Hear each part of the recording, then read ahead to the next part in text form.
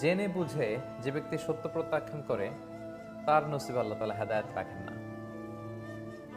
আপনি হেদায়েতকে চিনতে পারছেন না, কোনটা সত্য জানতে পারছেন না, আপনি খুব চাচ্ছেন আসলে সত্য কোনটা, মহাসত্য কোনটা, সেটাকে গ্রহণ করার, what is truth, what is right, এটা খুঁজতে চাচ্ছেন, জানতে চাচ্ছেন।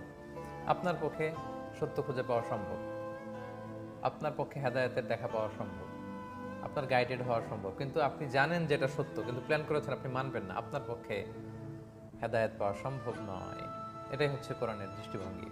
এবং আল্লাহ তালা এটা অনেক জায়গায় বলেছেন। সূরা ইয়াসিনের 10 নম্বর আয়াত আল্লাহ তালা বিশ্বনবীকে অ্যাড্রেস করে বললেন যে নবী হে, ওদেরকে আপনি কুরাইশদেরকে, যারা এরকম গোয়ার তুমি করছে, সীমালঙ্ঘন করছে, বাড়াবাড়ি করছে, তারা জানে সত্য কিন্তু প্ল্যান করেছে সত্য হলো আমরা মানবো না, যেহেতু আমাদের চিন্তার বিপরীত, আমাদের বাপ দাদার সেই ধর্মকে আঁকড়ে ধরে রাখবো, আমরা মূর্তি পূজাই করব, পৌত্তলিক পৌত্তলিকতাইকেই আমরা বেছে নিয়েছি, এই চিন্তা নিয়ে যারা বসে আছে গো ধরে, তাদেরকে আপনি হেদায়েত দিতে পারবেন না।